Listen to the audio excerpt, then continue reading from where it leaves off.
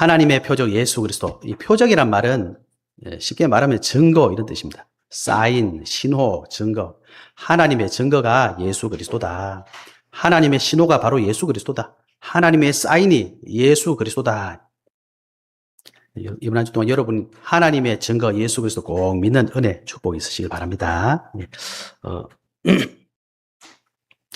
지난 한 주 동안 제가 현장에 갔는데 이런 분들을 만났어요. 나이도 얼마 되지 않았는데 보니까 가정에 좀 상처가 있으셔가지고 20살에 결혼을 하셨더라고. 우리 보미 권사님 말고 거기도 애가 넷이더라고요. 그런데 이 남편이 좀 이렇게 가정에 문제가 있었는데 결국 이제 헤어지게 됐어요. 개인적인 추측입니다만은 양육비를 안 주려고 남편이 자녀들 다 데려가 버린 거예요. 4명을. 혼자 남으신 거예요. 근데 이 결혼을 부모님이 좀 반대를 하셨나 봐요. 그래서 이제 집안에서 너 혼자 살아. 이렇게. 이분이 나이도 얼마 안 됐는데 눈에 초점이 없어요. 애 다 뺏겼고 남편 없고 부모가 알아서 살아 던져버리니까 기댈 데가 없잖아요. 살아있는데 산 사람 같지가 않더라고. 굉장히 위험해 보이더라고. 웃는데 웃는 것 같지가 않아요. 아무 표정이 없고 쉽게 말하면 우리 영혼이 없어. 그냥 자기가 뭐 해야 될지도 모르겠고 어떻게 살아야 될지도 모르겠대요. 어느 식당에 이제 알바를 하고 계시더라고요. 그래서 저분은 정말 보험이 필요하구나 싶어서 보험 전하고 싶더라고요. 또 어떤 분 지난번에 만났는데 과거 상처 엄청 얘기하시더라고요.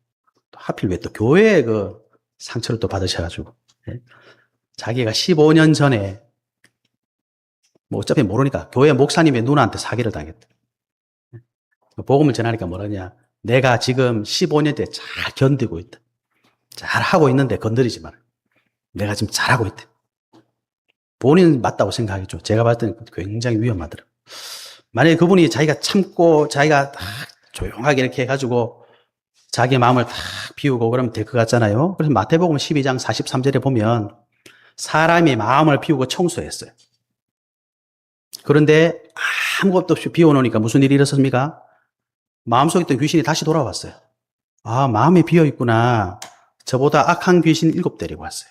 그 사람의 나중 형편이 더 심해진다. 예수님 말씀하셨습니다.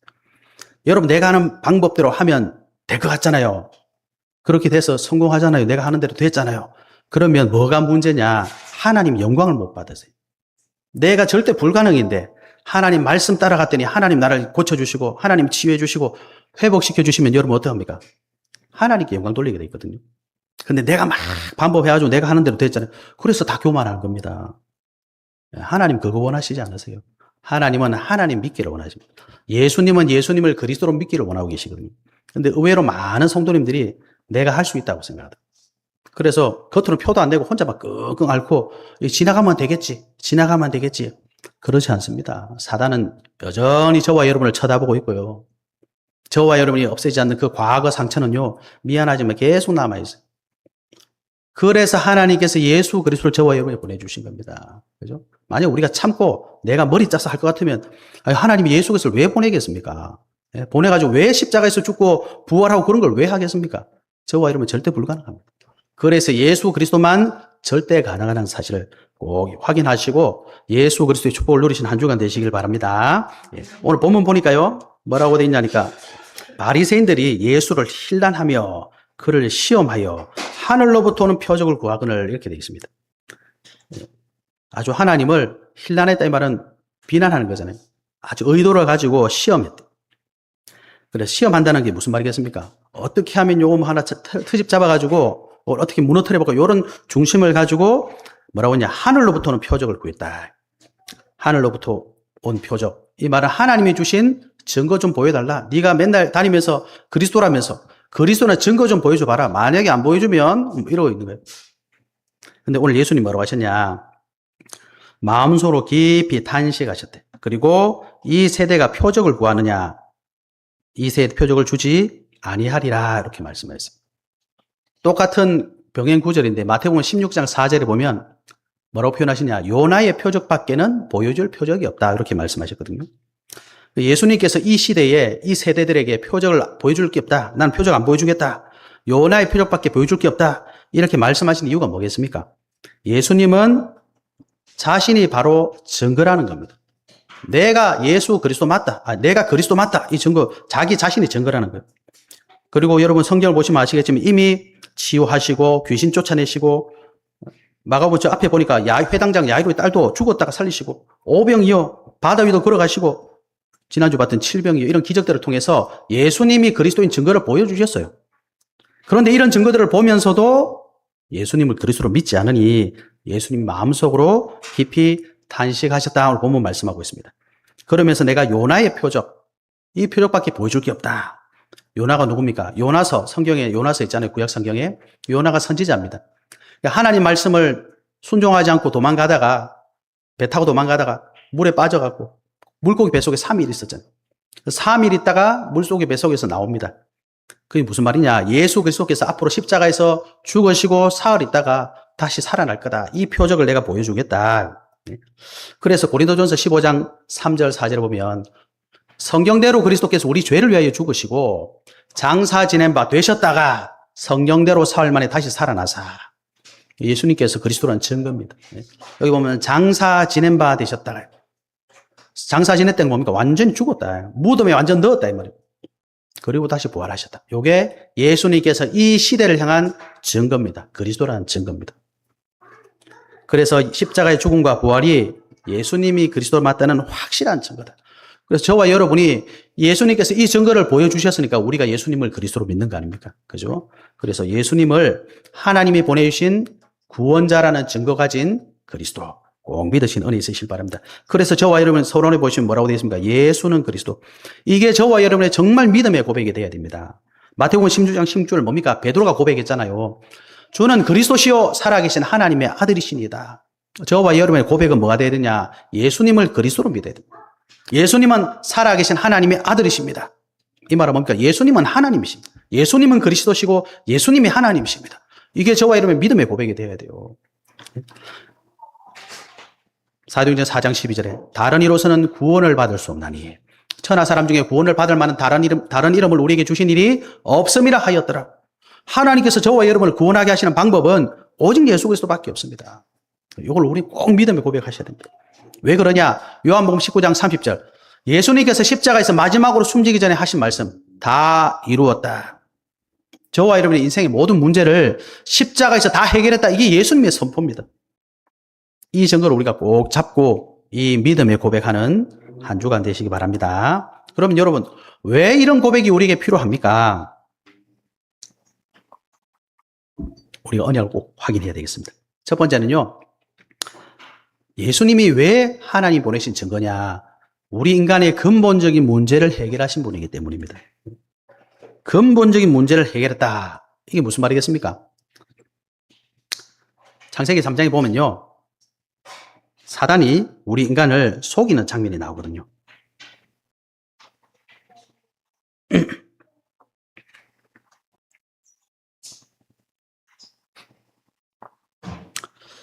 창세기 2장 16절 17절에 보면 처음 인간에게 주신 약속이 있습니다.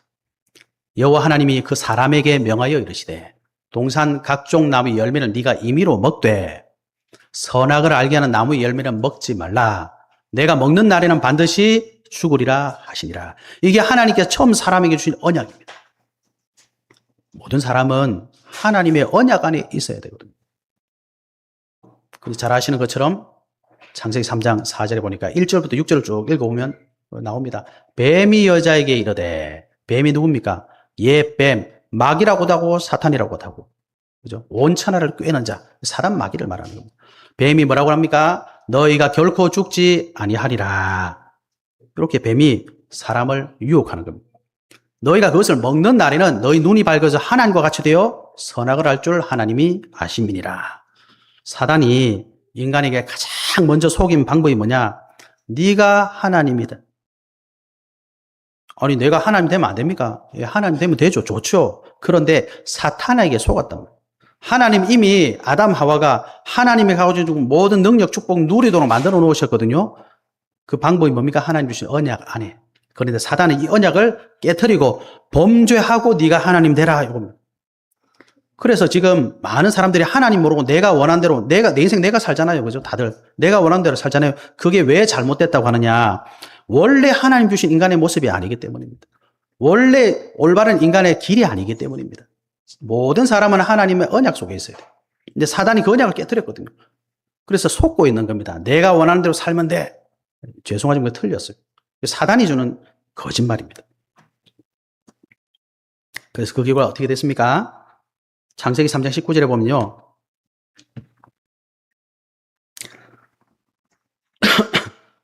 창세기 3장 사건 일어나고 나서 하나님이 사람을 또 뱀을 여자를 남자를 다 저주하셨어요.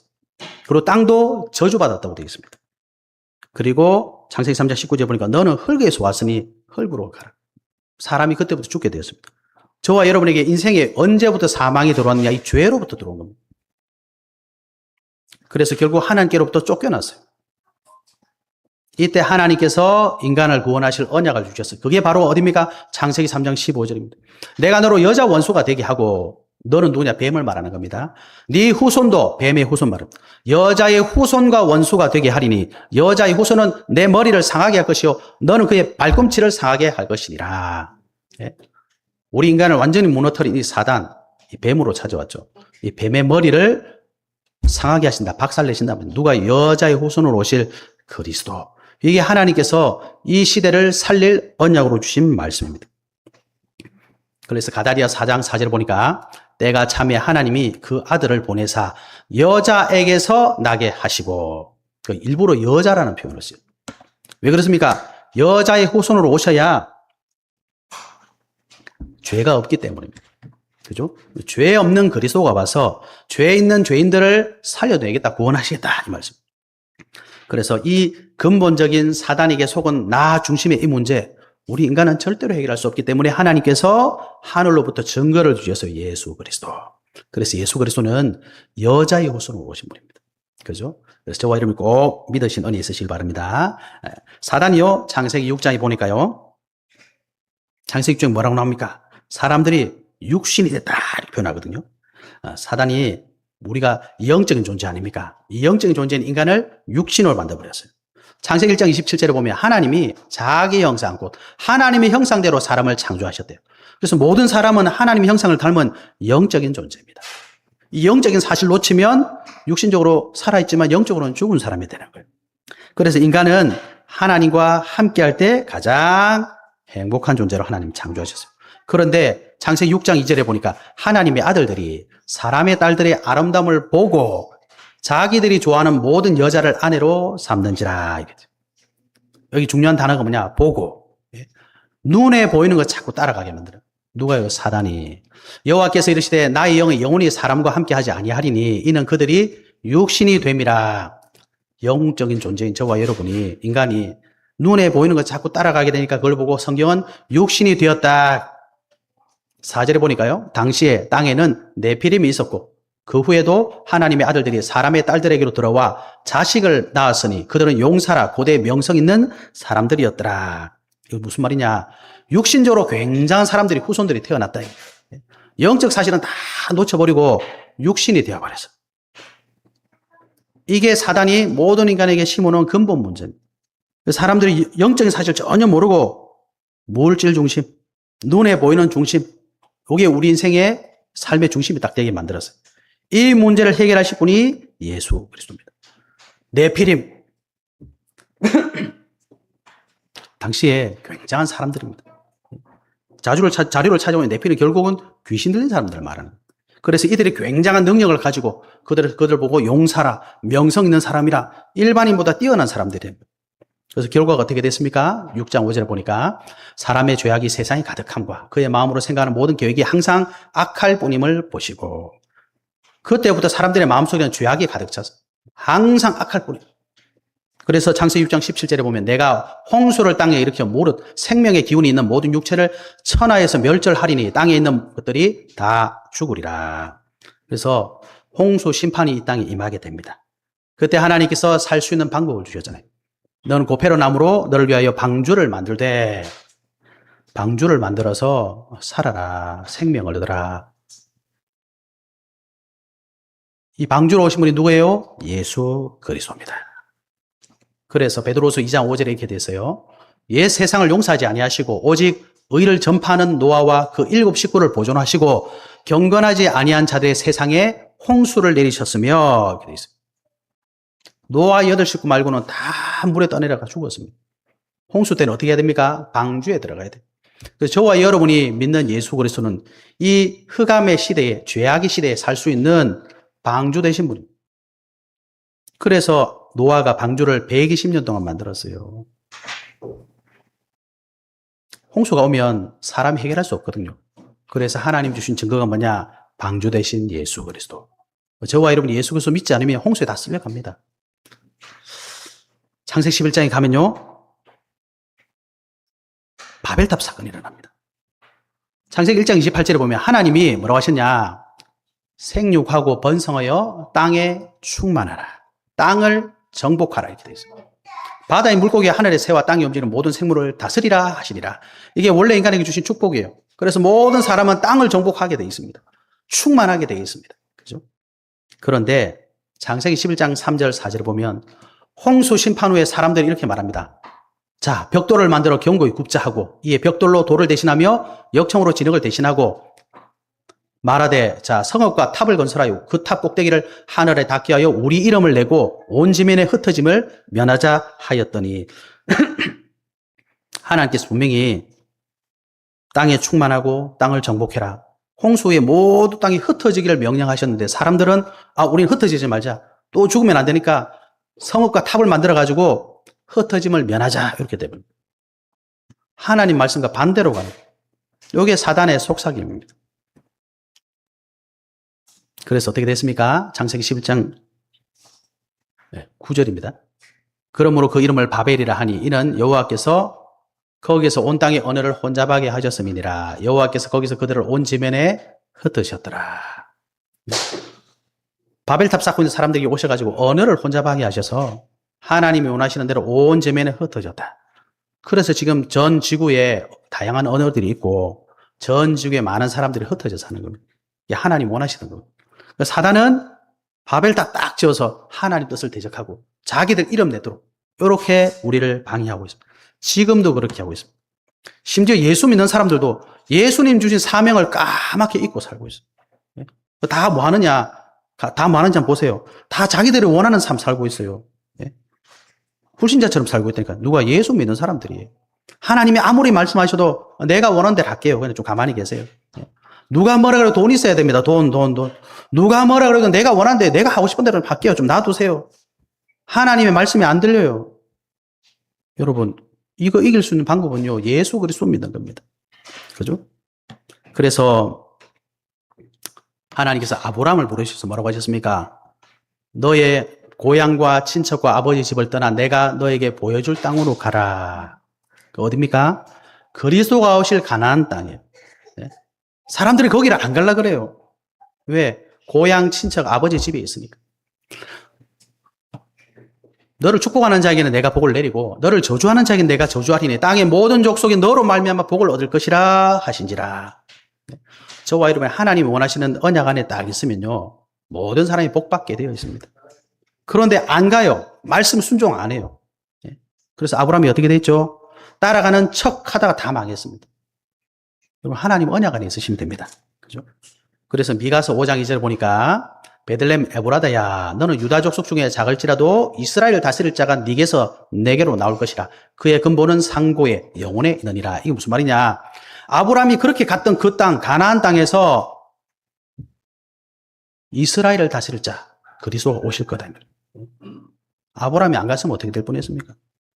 그래서 하나님 결국 아브라함을 가나안 땅에 보내셨어요. 그래서 그 가나안 땅을 그 후손들에게 주셨어요. 아브라함과 다윗의 자손을 통해서 예수 그리스도께서 오셨어요. 그죠? 사단은요, 어떻게 하든지 하나님 말씀하고 반대로 가게 만들어요. 언약하고 반대로 가게 만들어요. 그런데 하나님은 예수 그리스도를 통해서 어떻게 하든지 언약을 성취해 나가시는 겁니다. 그러니까 저와 여러분은 다른 거 믿으시면 안 돼요. 예수 그리스도 믿는 은혜 있으시길 바랍니다. 두 번째 우리가 잡아야 될 언약입니다. 현실적인 문제. 누가 뭐라 그래도 저와 여러분의 삶 속에는 계속 문제가 옵니다. 사도행전 13장 1절에서 12절에 보니까 이 현장에 무슨 문제가 있느냐? 정치와 결탁한 점술의 현장이다. 거기 보면요, 마술사 바예수, 엘루마라는 이름을 가지고 있거든요. 총독 서기오 바울, 이 본문에 나옵니다. 여기 보면 마술사 바예수 그랬는데, 이 마술사라는 뜻은 뭐냐니까 원에 보니 이렇게 되어 있어요. 천문학, 점성술, 신비적 주술을 행하던 엘리트 지식인 계층이다, 이렇게 되어 있더라고요. 그러니까요, 똑똑한데 사람들이 모르는 천문학, 점술, 신비적인 주술을 행하는 고위직 딱 가지고 있는 사람. 이 사람이 뭐 하느냐? 권력자 옆에 딱 붙어가지고 정치적인 고문을 하고 있는 거예요. 그래가지고 그 정치인들을 도와주면서 자기는 자기가 원하는 경제적인 것, 또 정치적인 것, 그런 기득권을 누리고 사는 거예요. 이게 무슨 말이냐? 저와 여러분이 가시는 모든 현장에 딱 이렇게 되어 있습니다. 얼마 전에 우리 선거했잖아요. 그죠? 그 사람들 가면 다 배경이 뭐냐? 전부 다 무속입니다. 다 무속이에요. 그런데 이 사람이 8절에 뭐라고 되어 있냐니까 점술로 8절에 바울 팀들이 이 총독에게 복음 전하는 것을 굉장히 방해했어요. 그러니까 바울이 사도행전 13장 9절에 보면 9절부터 12절에 보면요. 바울이 이 점치는 마술사에게 예수 그리스도 이름으로 책망하고 본문에 보면 이렇게 되어 있습니다. 모든 거짓과 악행이 가득한 자요 마귀의 자식이요 모든 의의 원수요 주의 바른 길을 굳게 하기를 그치지 아니하겠느냐. 보라 이제 주의 손이 네 위에 있으니 네가 맹인이 되어 얼마 동안 해를 보지 못하리라. 이렇게 되니까 총독이 그렇게 된 것을 보고 믿음의 주의 가르침을 놀랍게 여겼다, 이렇게 되어 있거든요. 저와 이름 현장에는 정치와 결탁한 점술의 현장입니다. 이거는 사람들이 어떻게 할 수가 없어요. 왜? 귀신이 역사하니까. 그죠? 그래서 오직 예수 그리스도만이, 복음만이 이 현장을 살릴 수 있다. 또 두 번째 뭐라고 되어 있습니까? 무속, 제가 프랜차이즈 이렇게 말했는데, 사도행전 16장 16절부터 18절에 보면 누가 나오냐니까요? 귀신 들린 여종이 나옵니다. 귀신 들린 여종의 원어를 찾아보면 이렇게 되어 있어. 피톤의 영을 가진 여종, 이렇게 되는데, 이게 무슨 말이냐니까, 그리스 신화에 보면 델포이 지역에 피톤이라는 거대한 뱀이 살고 있었는데, 아폴론이 뱀을 죽이고 그 자리에 자신의 신전을, 즉 델포이 신전을 세웠다, 이런 전설이 있습니다. 그 이후로 델포이 신전에서 아폴론의 신탁을 받아 점치던 무당에게 피톤의 영에 사로잡혀 예언을 한다라는 믿음이 생겼다고 합니다. 그런데 델포이 신전은 그리스에서 가장 권위 있는 신탁이 내려지던 곳이다, 그렇게 기록이 되어 있습니다. 근데 무속의 프랜차이즈화, 이 말은 무슨 말이냐니까, 여기 델포이 신전하고 여기 간 지역이 빌립보거든요. 사도행전 16장 현장이 빌립보인데 이 빌립보 거리가 한 500km 떨어져 있답니다. 근데 피톤이라는 영을 가진 여자, 쉽게 말하면 점쟁인데 그 500km 떨어진 그 신전에서 귀신 충만 받아가지고 빌립보로 와 있는 거예요. 그래서 빌립보 사람들이 500km 떨어진 곳 갈 필요 없이 나한테 와라. 내가 똑같은 귀신을 가지고 있다. 영을 가지고 있다. 나한테 좀 쳐라, 이 말입니다. 그런데 이 여종의 주인들이 쉽게 말하면 스카웃 해가지고 여기 딱 앉혀놓은 거예요. 그래서 굳이 멀리 가지 마시고 여기 와서 점치세요, 이제 이런 내용을 가지고 있는 거죠. 그래서 이 여종은 일종의 지방 거점 점술가로 활동했답니다. 그래가지고 이 마게도니아 지역의 정치가 군인 상인들에게 점쳐주고 주인들에게 엄청난 부를 축적해 주었다, 이런 자료가 나와 있습니다. 그러니까 모든 사람들이 중요한 일이 있을 때마다 이 여인에게 가지고 점치고 있었는 거예요. 근데 사도행전 16장 18절 19절에 보면 사도 바울을 계속 괴롭히니까 사도 바울이 뭐라 그랬습니까? 예수 그리스도 이름으로 내가 네게 명하노니 그에게서 나오라 하니 귀신이 즉시 나오니라, 이런 표현이 나오거든요. 네. 그리고 이 여인이 점을 잘 쳐줬는데 귀신이 떠나가 버리니까 어떻게 되겠습니까? 그때부터 장사가 안 되는 거예요. 그래서 요정의 주인들이 바울하고 실라를 붙잡아가지고 재판을 받게 만들죠. 그래서 감옥에 가게 만들죠. 이런 일들이 현장에 일어나고 있더라. 세 번째 뭐라고 되어 있습니까? 도시의 경제를 지탱하는 우상산업. 사도행전 19장에 보면 아예 그냥 에베소 자체가, 거기에 보면 아르테미스 신전이 있었다고 합니다. 이 신전은요, 길이가 115에서 137m 정도고 너비가 55에서 69m, 높이가 18m 정도. 어마어마한 규모인데 그 당시에 7대 불가사의 중에 하나였다, 이런 표현이 되어 있더라고요. 그래서 사도행전 19장 35절에 보면 에베소를 자기들이 뭐라고 말하느냐. 서기장이 무리를 진정시키고 이르되 에베소 사람들아, 에베소 씨가 큰 아데미와 제우스에게서 내려온 우상의 신전지기가 된 줄을 누가 알지 못하겠느냐. 우리 에베소는 신전의 신전지기다. 신전 관리하는 도시다. 아니, 도시 자체가 우상 신전을 관리하는 도시가 되었어요. 사도행전 19장 24절 25절에 보면 데메드리오라 하는 어떤 은장색이 은으로 아데미의 신상 모형을 만들어 직공들에게 적지 않은 벌이를 하게 하더니 그가 그 직동들과 그러한 영업하는 자들을 모아 이르되 여러분도 알거니와 우리의 풍족한 생활이 이 생업에 있는데, 이런 표현이 나옵니다. 무슨 말이냐니까 이 지역은 아데미 신전을 지키고 아데미 신상을 은으로 만들어가지고 파는 그런 상업 활동을 하면서 이 지역이 우상 산업으로 경제가 이루어지고 있었대요. 그래서 사도 바울이 이들에게 가서 뭐라고 합니까? 우상은 하나님이 아니다. 우상은 귀신 섬기는 거다.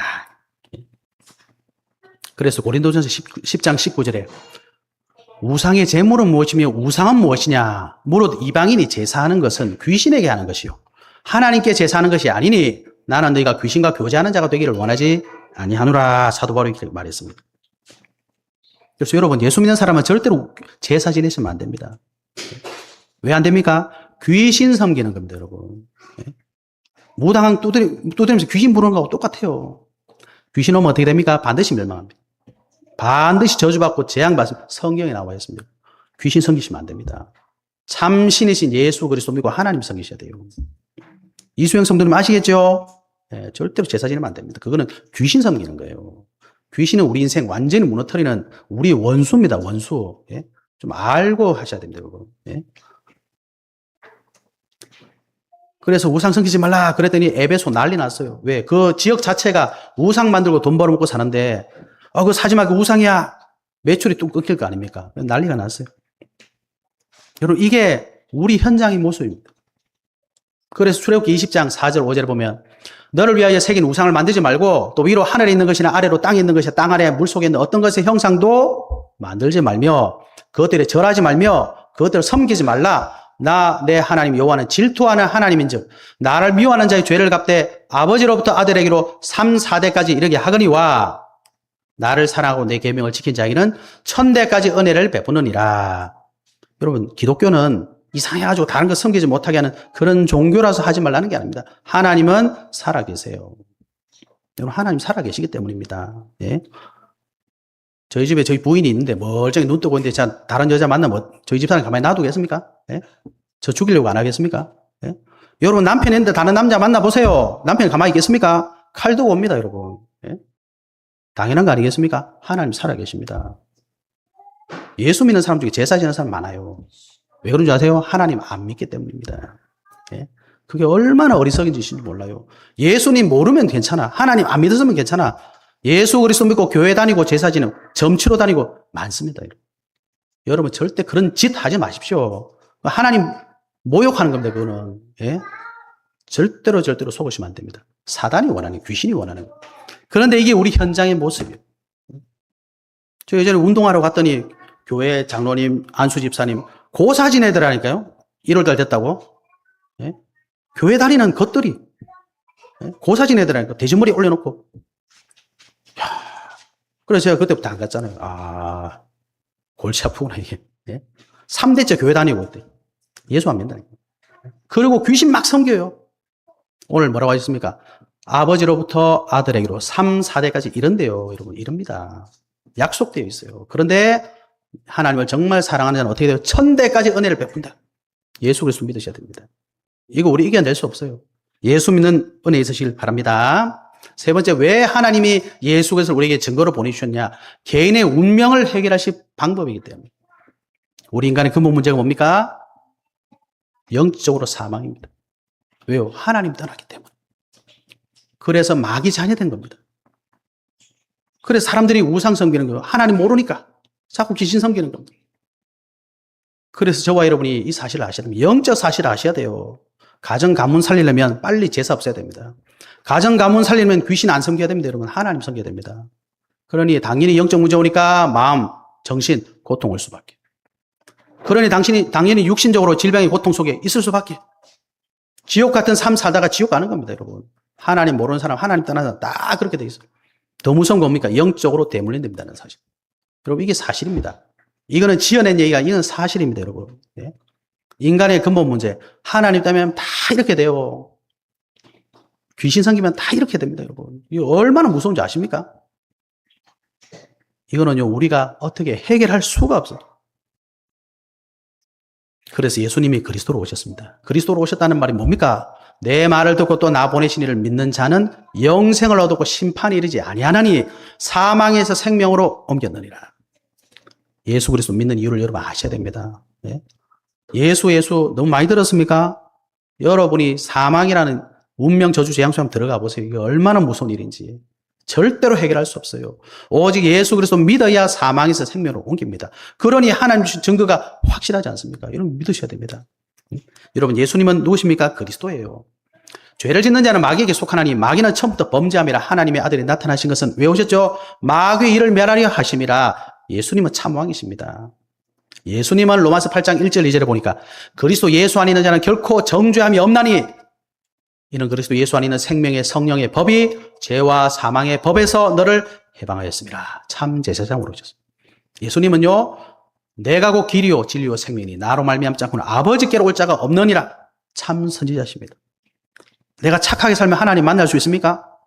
내가 꼭 참고 열심히 마음 가다듬으면 하나님 만날 수 있습니까? 절대로 불가능합니다.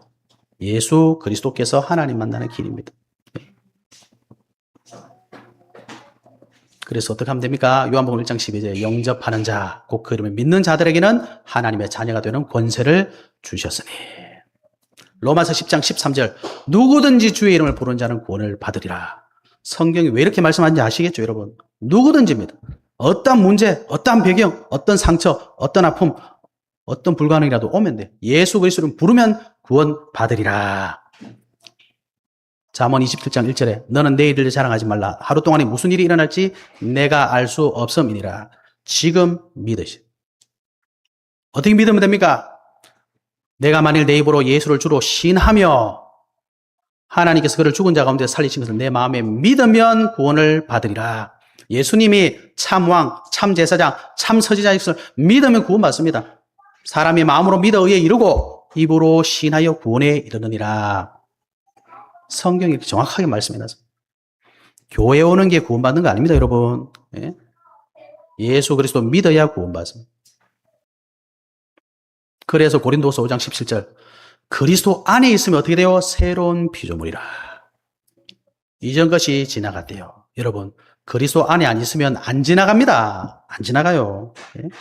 에베소서 2장 1절 그는 허물과 죄로 죽었던 너희를 살리셨도다. 과거 문제 끝나는 겁니다. 에베소 2장 2절 그때 너희는 그 가운데 생하여 세상 풍조를 따르고 공중의 권세 잡은 자를 따랐으니 곧 지금 불순종의 아들들 가운데서 역사하는 영이라. 사단 눈 시뻘겋게 뜨고 찾아다닙니다. 삼킬 자를 찾는다 그랬어요. 현재 문제 끝나는 겁니다. 에베소서 2장 6절 함께 일으키사 그리스도 예수 안에서 함께 하늘에 앉히시니. 예? 예수 믿는 사람 중에 자기가 천국 가는지 안 가는지도 헷갈린 사람 얼마나 많은지 모릅니다. 저와 여러분 지금 죽으면 바로 천국이에요. 하나님의 자녀이기 때문에 그렇습니다. 착한 일을 많이 해서 그런 거 아닙니다. 그런 고민하지 마시고 예수 그리스도 믿으면 하늘에 있어요. 우리 시민권이. 미래 문제 끝입니다. 노자가 지은 책이 있어요. 거기 보니까 인생 9계명, 9가지 계명, 그 내용 중에 첫 번째가 뭐냐니까 이렇게 되어 있더라고요. 우울한 사람은 과거에 살고, 불안한 사람은 미래에 살고, 평안한 사람은 현재에 산다. 불신자도 이렇게 말합니다. 주변에 막 우울한 사람 있죠? 과거 문제 해결 안 돼서 그렇습니다. 막 불안하죠? 미래 걱정하느라 그렇습니다. 그러면 예수 안 믿으면 지금은 편안하겠습니까? 아니죠. 만나면 갈등. 예? 문제가 기다리고 있잖아요. 과거, 현재, 미래 해결하는 방법은 뭐냐? 예수 그리스도 믿는 겁니다. 예? 노자는 이렇게 말만 했지 해결 방법을 안 알려줬어요. 하나님 뭐라고 하셨습니까? 예수 그리스도 믿어라. 과거 문제, 현재 문제, 미래 문제 끝났습니다. 결론입니다. 하나님이 주신 구원의 길은 누구죠? 오직입니다. 예수 그리스도. 밖에 없어요. 믿으시는 은혜 있으실 바랍니다. 그래서 매일 복음, 예수 그리스도 누리셔야 돼요. 언제요? 매일. 매일 누리셔야 돼요. 왜요? 우리는 매일 문제 있잖아요. 매일 불신앙하잖아요. 매일 좌절합니다. 매일 넘어집니다.